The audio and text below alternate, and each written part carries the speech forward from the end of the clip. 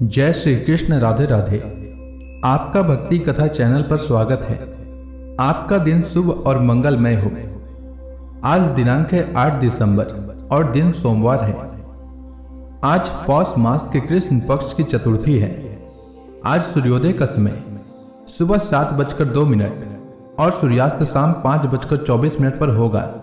ब्रह्म मुहूर्त रहेगा सुबह 5:13 से सुबह 6:07 तक और अभिजीत मुहूर्त रहेगा सुबह 11:52 से दोपहर 12:34 तक। वहीं राहु काल सुबह 8:20 से सुबह 9:37 तक रहेगा। आज आइए सुनते हैं पौष मास कथा श्रृंखला में भगवान और भक्त की एक प्राचीन कथा। कुरुक्षेत्र के दो मित्र ब्राह्मण पुंडरीक और क्षत्रिय अम्बरीश युवावस्था में बुरे संग में पड़कर शराब, स्त्री और दुराचार में फंस गए। समय बीतने पर उनका धन नष्ट हो गया। समाज ने उन्हें तिरस्कार करना शुरू कर दिया और उन्हें समाज से निकाल दिया। निराश होकर भटकते हुए वे एक यज्ञशाला पहुंचे, जहां वेद ध्वनि और ऋषियों के दर्शन से उनके भीतर पश्चाताप जागा। दोनों ने अपने पापों को ऋषियों के सामने रो रो कर स्वीकार किया और पापों से छुटकारे का उपाय पूछा।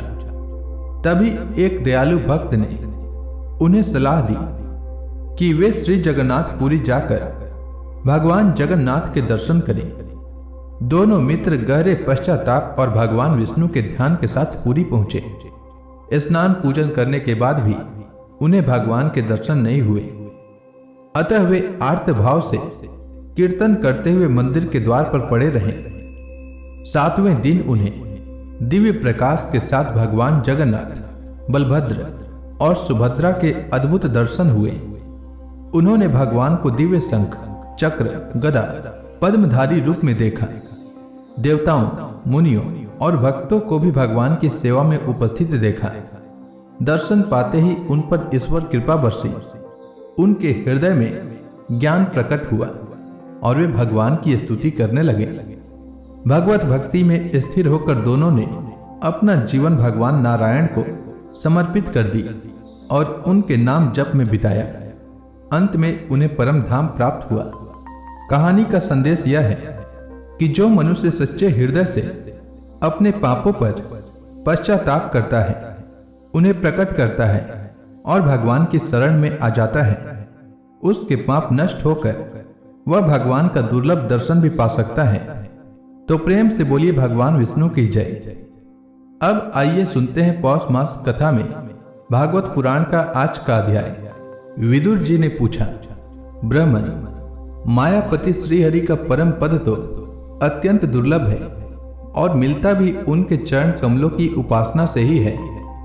ध्रुव जी भी सारा सार का पूर्ण विवेक रखते थे, फिर एक ही जन्म में उस परम पद को पा लेने पर भी उन्होंने अपने को अकृतार्थ क्यों समझा। श्री मैत्रेय जी ने कहा, ध्रुव जी का हृदय अपनी सौतेली माता के वाग बाणों से बिंध गया था तथा वर मांगने के समय भी उन्हें उनका स्मरण बना हुआ था। इसी से उन्होंने मुक्तिदाता श्री हरि से मुक्ति नहीं मांगी। अब जब भगवत दर्शन से वह मनोमालिन्य दूर हो गया तो उन्हें अपनी इस भूल के लिए पश्चाताप हुआ। ध्रुव जी मन ही मन कहने लगे, अहो, सनकादि उधर्व रेता सिद्ध भी जिन्हें समाधि द्वारा अनेकों जन्मों में प्राप्त कर पाते हैं, उन भगवत चरणों की छाया को मैंने 6 महीने में ही प्राप्त कर लिया। किंतु चित्त में दूसरी वासना रहने के कारण मैं फिर उनसे दूर हो गया। अहो, मुझ मंद भाग्य की मूर्खता तो देखो। मैंने संसार पास को काटने वाले प्रभु के पाद पद्मों में पहुंचकर भी उनसे नाशवान वस्तु की ही याचना की। देवताओं को स्वर्ग भोग के पश्चात फिर नीचे गिरना होता है, इसलिए वे मेरी भगवत प्राप्ति रूप उच्च स्थिति को सहन नहीं कर सके। अतः उन्होंने ही मेरी बुद्धि को नष्ट कर दिया। तभी तो मुझ दुष्ट ने नारद जी की यथार्थ बात भी स्वीकार नहीं की। यद्यपि संसार में आत्मा के सिवा दूसरा कोई भी नहीं है, तथापि सोया हुआ मनुष्य जैसे स्वप्न में अपने ही कल्पना किए हुए व्याघ्रादि से डरता है, उसी प्रकार मैंने भी भगवान की माया से मोहित होकर भाई को ही शत्रु मान लिया और व्यर्थ ही द्वेष रूप हार्दिक रोग से जलने लगा। जिन्हें प्रसन्न करना अत्यंत कठिन है, उन्हीं विश्वात्मा श्रीहरि को तपस्या द्वारा प्रसन्न करके मैंने जो कुछ मांगा है वह सब व्यर्थ है। ठीक उसी तरह जैसे गतायु पुरुष के लिए चिकित्सा व्यर्थ होती है। अहो, मैं बड़ा भाग्यहीन हूं। संसार बंधन का नाश करने वाले प्रभु से मैंने संसार ही मांगा। मैं बड़ा ही पुण्यहीन हूं। जिस प्रकार कोई कंगला किसी चक्रवर्ती सम्राट को प्रसन्न करके उससे तुष सहित चावलों की कनी मांगे, उसी प्रकार मैंने भी आत्मानंद प्रदान करने वाले श्रीहरि से मूर्खतावश व्यर्थ का अभिमान बढ़ाने वाले उच्च पदादि ही मांगे हैं। श्री मैत्रेय जी कहते हैं, विदुर जी, तुम्हारी तरह जो लोग श्री मुकुंद पादार विंद मकरंद के ही मधुकर हैं, जो निरंतर प्रभु की चरण रज का ही सेवन करते हैं और जिनका मन अपने आप आई हुई सभी परिस्थितियों में संतुष्ट रहता है, वे भगवान से उनकी सेवा के सिवा अपने लिए और कोई भी पदार्थ नहीं मांगते। इधर जब राजा उतानपाद ने सुना कि उनका पुत्र ध्रुव घर लौट रहा है, तो उन्हें इस बात पर वैसे ही विश्वास नहीं हुआ जैसे कोई किसी के यमलोक से लौटने की बात पर विश्वास न करे। उन्होंने यह सोचा कि मुझ अभागे का ऐसा भाग्य कहाँ, परंतु फिर उन्हें देवर्षि नारद की बात याद आ गई।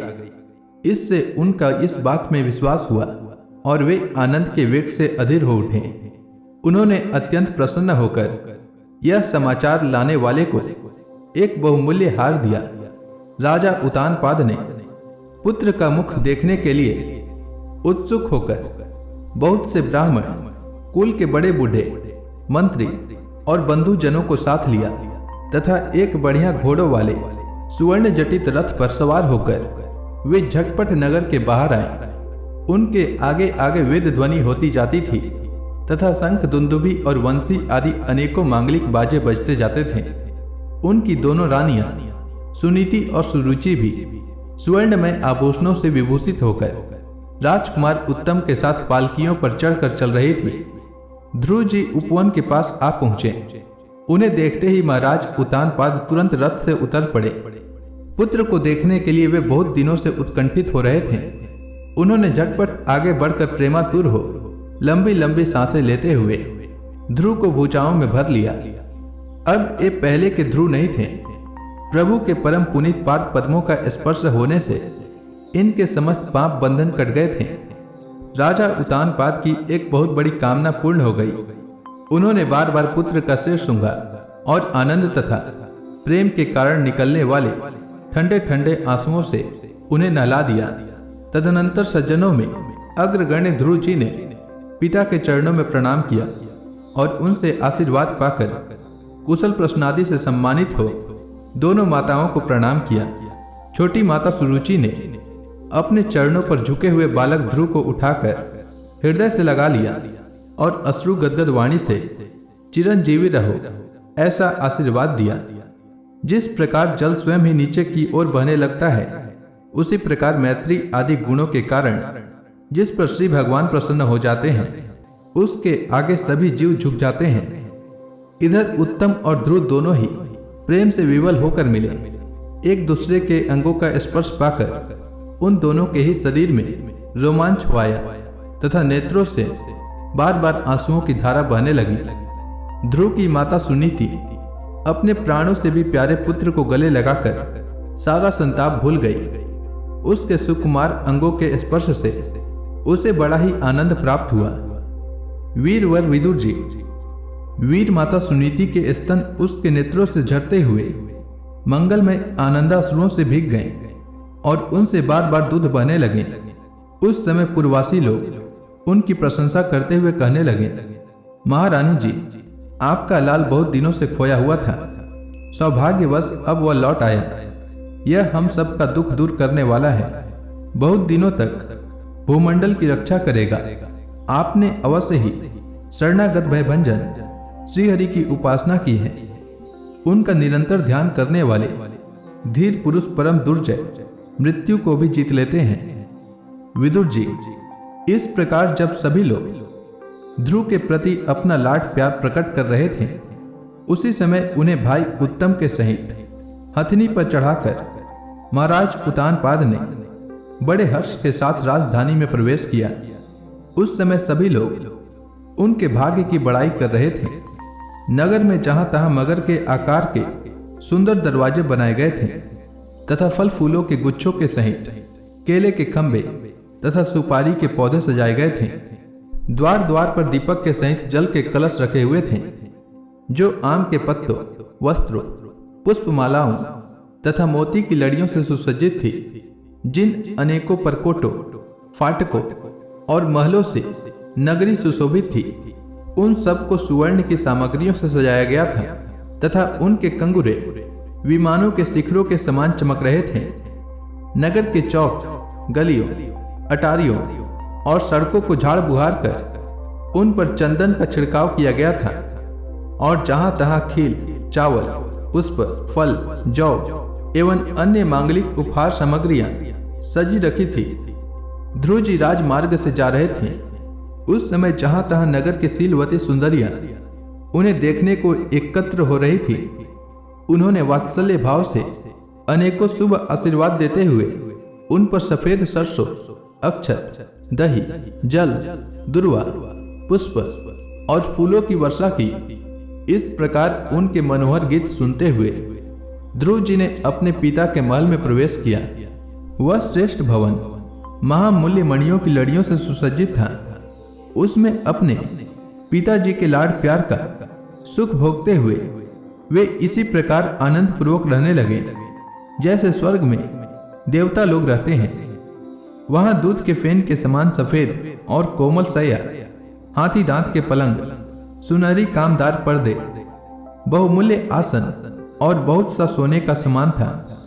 उसकी स्फटिक और महामरकत मणि की दीवारों में रत्नों की बनी हुई स्त्री मूर्तियों पर रखे हुए मणि में दीपक जगमगा रहे थे।